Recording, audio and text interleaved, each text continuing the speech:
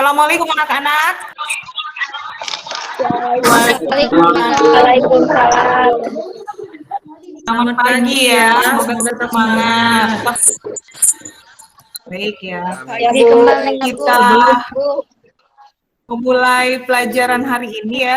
Coba KM-nya, Dian, boleh dipimpin doanya ya. Sebelum melaksanakan pembelajaran kali ini,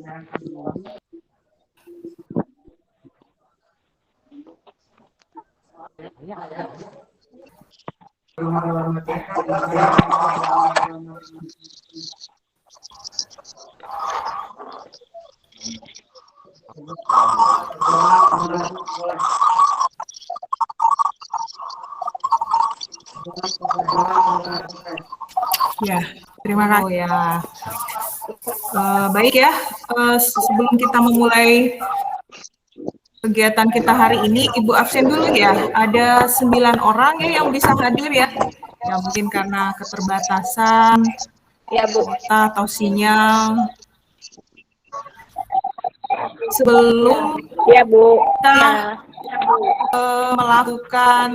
melanjutkan pelajaran kita hari ini ya, kita melakukan literasi dulu. So, coba Ibu kasih sekarang waktu 5 menit untuk membaca buku yang sudah kalian pegang ya, tentang tokoh-tokoh nasional atau apa namanya? Ya, Bu. Tokoh-tokoh daerah. Silakan kasih waktu 5 menit untuk membaca. Sudah siap ya baca bukunya?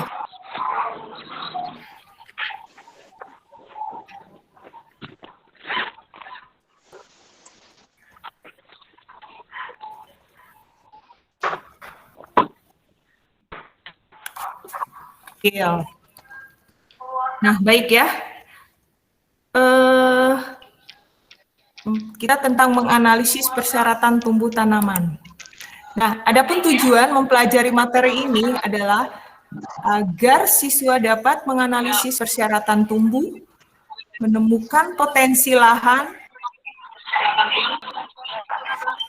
dan memilih upaya untuk meningkatkan potensi produksi lahan atau kawasan. Masuki materinya ya. Ini persyaratan tumbuh tanaman. Ya, Bu. Faktor lingkungan yang mempengaruhi pertumbuhan dan produksi tanaman dapat dikelompokkan tadi atas iklim, faktor iklim ya. Jadi faktor iklim itu berupa cahaya, suhu, keadaan udara ya, termasuk juga kelembapan. Nah ini, peranan unsur-unsur iklim bagi tanaman. Pertumbuhan dan produksi tanaman merupakan hasil akhir dari proses fotosintesis dan berbagai fisiologi lainnya. Tadi selain itu kan jadi produk yang kita makan itu adalah produk akhir dari budidaya tanaman itu merupakan hasil fotosintesis ya, yang dipengaruhi oleh sinar matahari, ketersediaan air, karbon dioksida dan suhu udara ya.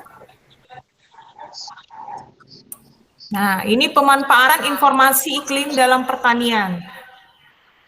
Pengembangan wilayah dan komoditas pertanian seperti kesesuaian lahan, perencanaan tata ruang, pemwilayahan agroteknologi dan komoditi, serta sistem informasi geografis atau GIS. Nah, jadi kalau kita mau melakukan proses budidaya itu kita harus mengobservasi dulu apakah sesuai lahan tersebut ya agroteknologinya dengan komoditas yang akan kita tanam. Ciri-ciri lahan potensial ya untuk pertanian, yaitu tingkat kesuburannya tinggi. Kita tahu dari mana bahwa lahan tersebut memiliki tingkat kesuburan yang tinggi itu? Coba Yuni.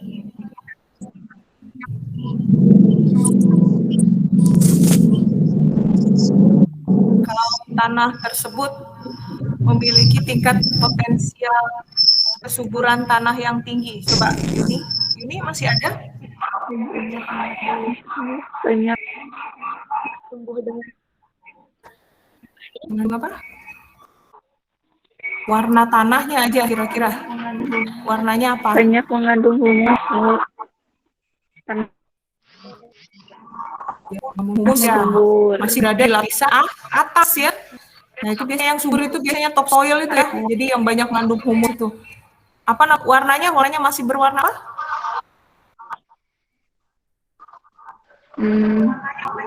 Kenapa? Hitam. Berwarna? Agak hitam. Iya, berwarna hitam. Itu berarti masih subur ya. Yang satu lahan potensial dan satu lahan kritis. Coba kalian perhatikan. Kalau lahan potensial itu seperti apa? Coba Risma. Lahannya yang bermanfaat secara optimal bagi kehidupan manusia. Ya. Iya. Risma lihat belum gambarnya ini? Iya. Iya, betul ya. Kritis. Nah, kalau lahan kritis ini yang sebelah kanan apa? Gimana ini? Ditumbuhi tanaman tidak? Lahan kritis. Itu tidak. Ya, sedangkan yang sebelah kiri itu sebagai lahan potensial karena banyak tanaman itu tumbuh. Berarti ya tanah sebagai lahan potensial itu kan tanah yang subur ya, sedangkan lahan yang kritis itu kurang subur. Nah, sering kalian melihat yang mana, yang kanan atau yang kiri kalau di sekitar tempat kalian tinggal?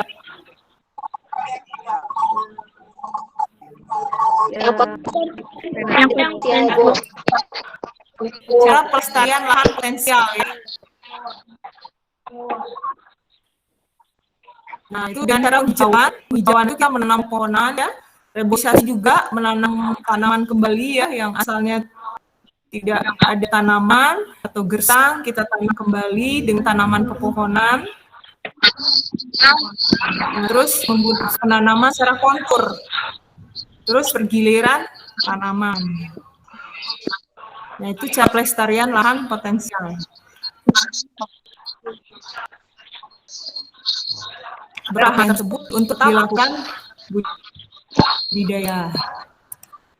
Nah, ini dengan metode mekanik ya, tadi metode vegetatif, sekarang metode mekanik ya. Ada beberapa cara ya, pengolahan tanah menurut garis kontur ya. Terus pembuatan tanggul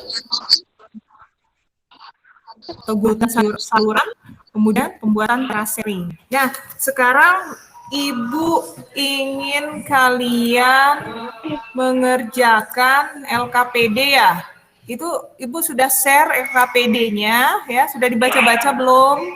Semalam Ibu sudah share ya tentang menganalisis persyaratan tumbuh ya. Nah, ini ya, Ibu Sudah, Bu. Ibu perlihatkan kembali. Nah, ini adalah LKPD-nya ya. LKPD tentang pokok bahasanya menganalisis persyaratan tumbuh tanaman.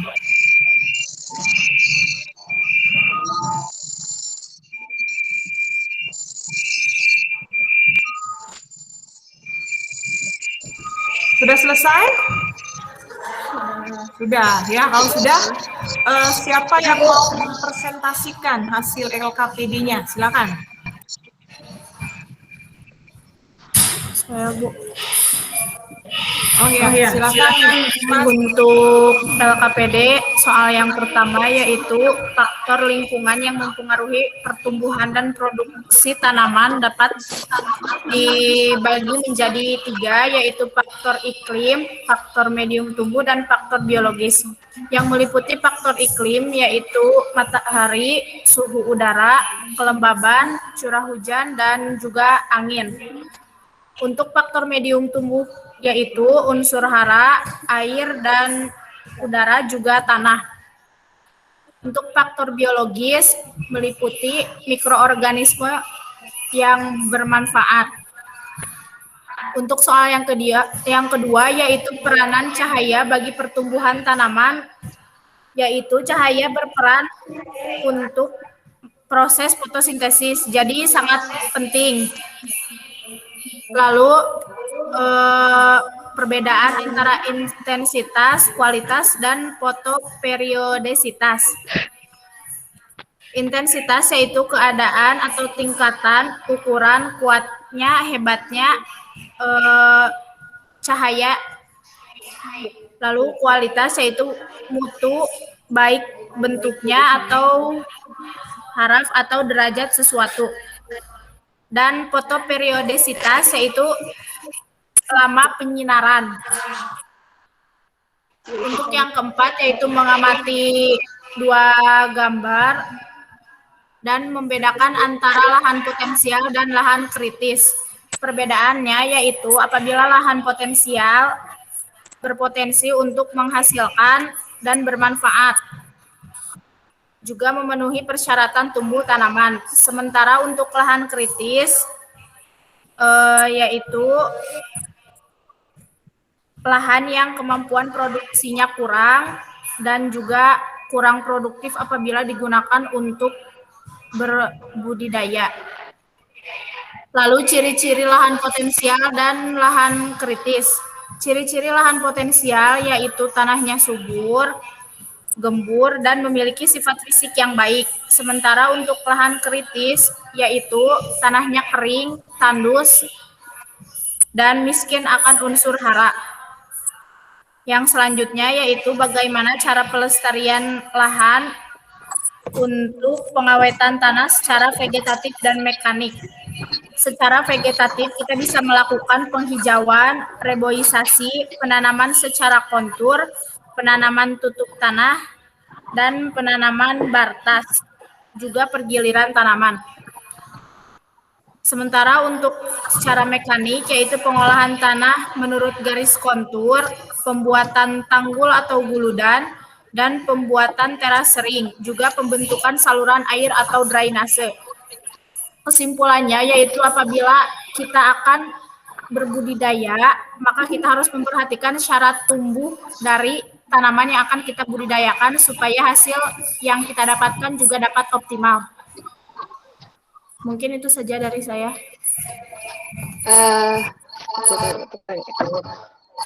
Ya, silakan. Mungkin ada pertanyaan ini dari LKPD yang sudah dikerjakan oleh Rimas. Boleh. Ini Bu kasih dapat nilai ya. Siapa yang aktif? Siapa? Cindy. Ya, silakan. Langsung ke Rimas ya, nanti dijawab sama Rimas. Jadi ini Rimas, apakah lahan kritis bisa ditanami oleh tanaman? Dan tanaman apa saja yang bisa ditanam di lahan kritis? Baik, Cindy, mungkin untuk lahan kritis itu bisa ditanami oleh tanaman, akan tetapi pertumbuhan tanamannya akan tidak optimal dan itu juga bisa menyebabkan kerugian bagi petani. Untuk tanamannya sendiri mungkin tergantung ingin menanam apa, bisa menanam, tapi nanti pertumbuhannya kurang optimal dan hasilnya juga tidak akan produktif.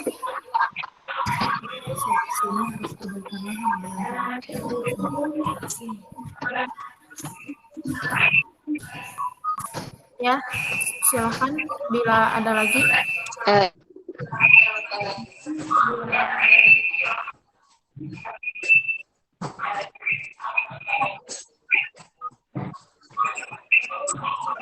Ayo, siapa lagi? Gimana sih dengan jawaban? Iya Bu, tadi? udah. Ya, tapi lahan kritis itu tadi kan sudah kita lihat videonya dan di PowerPoint Ibu bahwasanya itu bisa diperbaiki ya dengan cara fermentasi, cara mekanik dan dengan cara vegetatif tadi ya. Iya Bu. Diperbaiki dengan cara fermentasi, jadi menambah unsur-unsur hara atau bahan-bahan organik ke dalam tanah gitu ya. Ya, nah itulah mungkin apa yang dapat Ibu sampaikan pada materi hari ini ya. Oh iya.